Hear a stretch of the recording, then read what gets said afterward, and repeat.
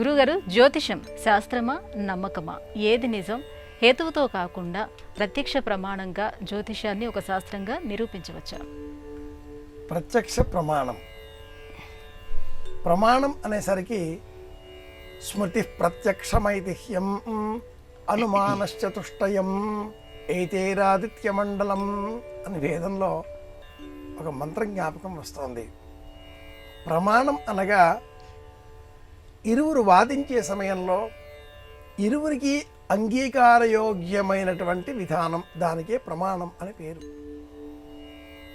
ఈ ప్రమాణం ద్వారా ఇరువురు ఒక విషయాన్ని స్థిరంగా నిర్ధారణ చేసుకొని ఉన్నదా లేదా అనే చర్చ చేస్తారు.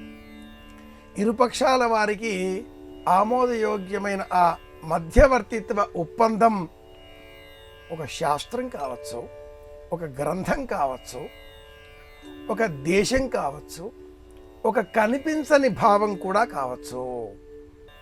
జ్యోతిషం శాస్త్రమా లేక నమ్మకమా?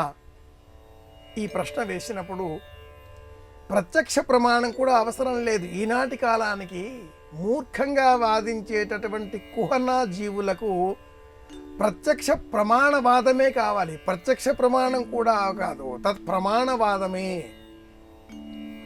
చంద్రార్కౌ జ్యోతిషానికి చంద్రుడు, సూర్యుడు, నక్షత్రాలు తత్ర సాక్షిణౌ నిజంగా సాక్ష్యాలుగా కనిపిస్తున్నాయి. ఇది ప్రత్యక్ష ప్రమాణం. జ్యోతిషం ఒక శాస్త్రం. ఈ శాస్త్రాన్ని అధ్యయనం చేసేటటువంటి వారు అధ్యయనం చేయడంలో లోపాలు, బద్ధకం, నేర్చుకోకపోవడం, ఊరికే అలా పై కాగితాలు కూడా తిరగవేయకపోవడం, వచ్చిందల్లా చెప్పేయడం, ఈ కారణం చేత అపహాస్యం పాలవుతుంది. అంత మాత్రం చేత జ్యోతిషం సరిగా అధ్యయనం చేయనటువంటి వారు చెబుతున్న కారణాల చేత శాస్త్రానికి ఏ కీడు వాటిల్లదు. కానీ నమ్మేటటువంటి వారి విషయంలో కొంత ఆందోళన పెరుగుతుంది. ఆకాశం పైన ఉమ్మి వేసినప్పుడు అది వారిపైననే పడుతుంది కదా. పంచాంగాలు చింపేసినంత మాత్రాన నక్షత్రాలు మాయమవుతాయా? జ్యోతిషం అనే ఈ శాస్త్రం స్టాటిస్టిక్స్, మ్యాథమెటిక్స్, అనేక ఇతర ఉపాంశాల మీద ఆధారపడినటువంటి శాస్త్రం, శాసించి చెప్పేటటువంటి శాస్త్రం. అంగాని వేదాశ్చత్వారః మీమాంసో న్యాయ విస్తరః కల్పశ్చేతి షడంగాని విద్యాహ్య చతుర్దశాః. ఇవి 14.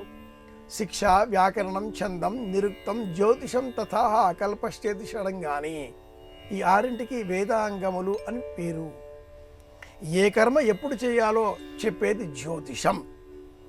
యత్పుణ్యం నక్షత్రం తద్వట్కుర్వీయుతోపవ్యుషం.